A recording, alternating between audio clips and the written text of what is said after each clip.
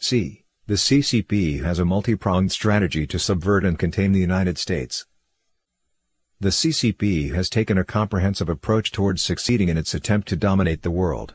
In ideology, it competes with the United States and other countries where there is freedom and democracy. It uses forced technology transfers and intellectual property theft to close the tech gap and boost its economic confidence. Militarily, it engages in a silent rivalry against the United States by means of asymmetrical and unrestricted warfare in places like the South China Sea. It backs North Korea, Iran, and other rogue regimes to impede the United States and NATO. In diplomacy, the CCP regime has promoted its Great Peripheral Strategy and the One Belt One Road Plan. It has very quickly expanded its international influence, including neighboring countries as well as countries in Europe, Africa, Oceania, and Latin America, in an attempt to build an international coalition, develop a Chinese-led sphere, and isolate the United States. The CCP has multiple methods to accomplish these goals. It established the Shanghai Cooperation Organization in 1996, the Asian Infrastructure Investment Bank in 2015, and the 16+1 cooperation with Central and Eastern European countries in 2012.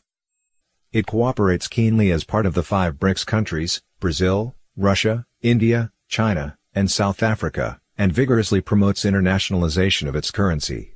It seeks to control the formulation of industrial standards, such as those used for the proposed 5G cellular networks, and to dominate public discourse.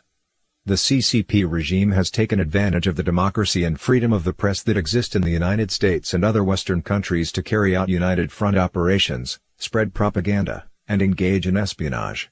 This is its attempt to manipulate the United States as much as possible and impose bloodless change from within. Using these tactics, CCP agents bribe U.S. government officials, congressmen, diplomats, and retired military officers. The party uses economic interests to guide American capitalists to lobby for the Chinese communists and to influence U.S. policy on China.